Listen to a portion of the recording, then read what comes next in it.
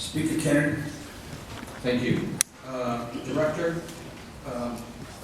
last year, towards the end of the year, we heard about TCI, Transportation Climate Initiative.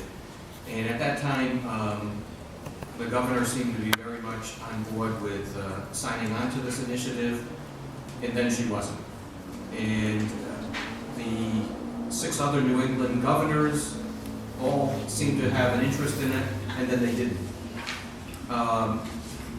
Is this an end run around that particular piece of legislation in order, or that particular proposal, in order to, instead of adopting that particular proposal that was put out there to the 6 New England governors, to instead go with a piece of legislation such as this?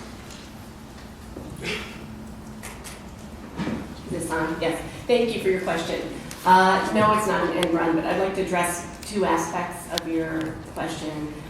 I don't believe your characterization is accurate about the governor and the other governors. I've been involved in TCI discussions starting when I worked with Senator Lincoln Chafee, and it's been an ongoing conversation because it's very difficult for Rhode Island to achieve the targets in this bill in the transportation sector on our own. They're mobile sources, and just like we did with the regional greenhouse gas initiative, if we work as a region, we can have a lot more impact. So the governor has been involved in these conversations with other governors and continues to be involved in them.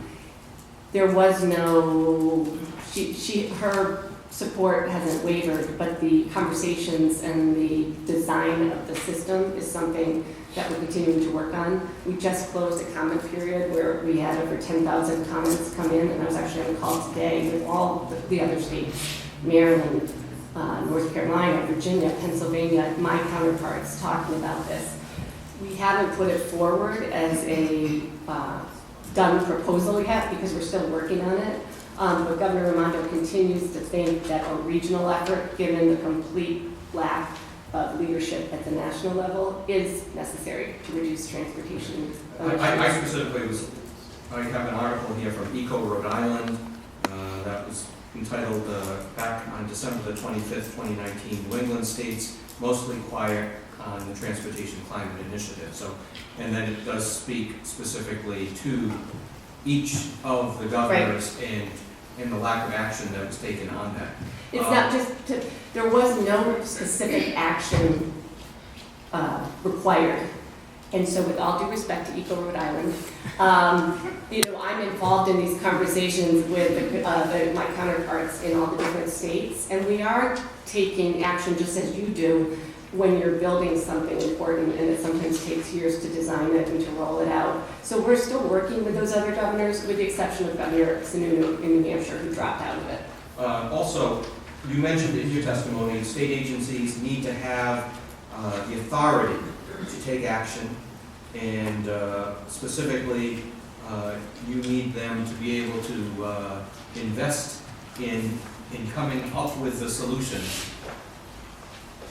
If, in fact, that authority is granted in this piece of legislation, are you looking to take action without bringing any of that to the legislature, which normally would have the ultimate say and approval on something such as this? Right.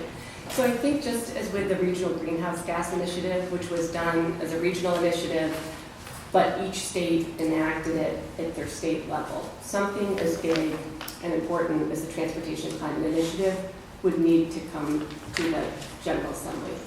It would involve collecting the proceeds on the sale of allowances in the market on fuels for transportation, and then investing those, ideally, in solutions that would reduce greenhouse gas emissions from the transportation sector. So I think that would need to come to the General Assembly. The other part of my statement, though, is I don't know how you could pass a bill with really ambitious targets without giving the state agencies authority to take action to achieve that. I do not believe we could meet the targets in that bill with our existing authority. And that's what I'm wondering about. Under this resiliency legislation, if in fact we grant that authority to the Department of Environmental Management and any of the other agencies responsible, ultimately, would you be coming back to the legislature at any point in that process seeking our approval? Or is this basically, are we ceding our authority as a General Assembly to the Department of Environmental Management? Well, I think that the way the branches of government work, you're usually enacting legislation and then asking us to promulgate regulations to implement it at a more fine-tuned level. So whether it's fisheries or beach parking fees, there's issues that we handle in a regulatory way, and when you don't like it, you often get involved, but I don't think you're ceding authority. I think that's really the way that things work between the three branches. Thank you. Vice Chairman Phillips. Thank you, Mr. Chairman. I'm going to follow up with Speaker Pro Tem Kennedy said.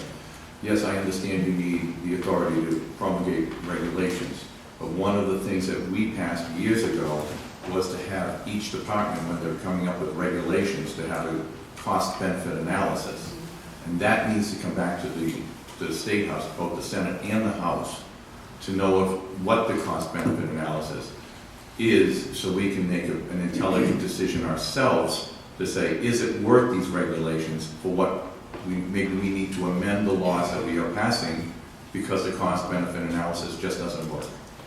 So are you going to be trying to, as Representative or Speaker Pro Tem Kennedy said, bypass us by we giving you the authority to do the regulations without having the cost-benefit analysis back to us so we know what's going on?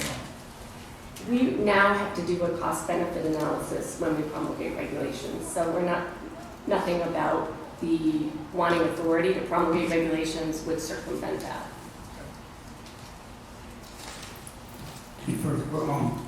Representative Brandon Vassal. Thank you, Mr. Chairman. I have a question for the sponsor. Thank you so much for this. We do have a climate crisis, so I want to acknowledge that. Thank you so much. And just a quick question here. With the creation of the members, I noticed that, and I know this is what it's intended to do, to have the members from the executive branch. But I'm wondering if there is any thought of just getting input or members from communities that are affected, as the reference was made to Alex Avenue. Just regular people, these councils. I don't have the legislation in front of me, so the Resilient Rhode Island Act of 2014 established certain members of the EC4. This legislation has proposed additional members. The administration has proposed further additional members. And are there, Ms. Moses from Conservation Law Foundation could address the public input process that happens at the EC4. Okay. Sure. The EC4, or the Executive Climate Change Coordinating Council, which was created back in 2014, meets regularly. They have open public meetings, and recently they've actually been really great at the beginning of the year announcing the schedule of meetings. And at most of the meetings I've attended, there is a public comment period that's available. So there is an opportunity for people to attend and provide input. Beautiful. Thank you. Representative, could I add, there's also, the Resilient Rhode Island Act has two other advisory boards in it. The Science and Technical Advisory Board, which is subject to advice and consent of the Senate, and it is asked to advise the EC4 on technical and scientific issues. It also has a public advisory board. Those appointees are made by the governor, and she's made hers by the House and by the Senate, and we need appointments by the House and by the Senate. So that board has not been able to meet. That's been more of a public board because it lacks a quorum because the General Assembly hasn't made appointments. So that's another place where there's an opportunity to have public input. Thank you.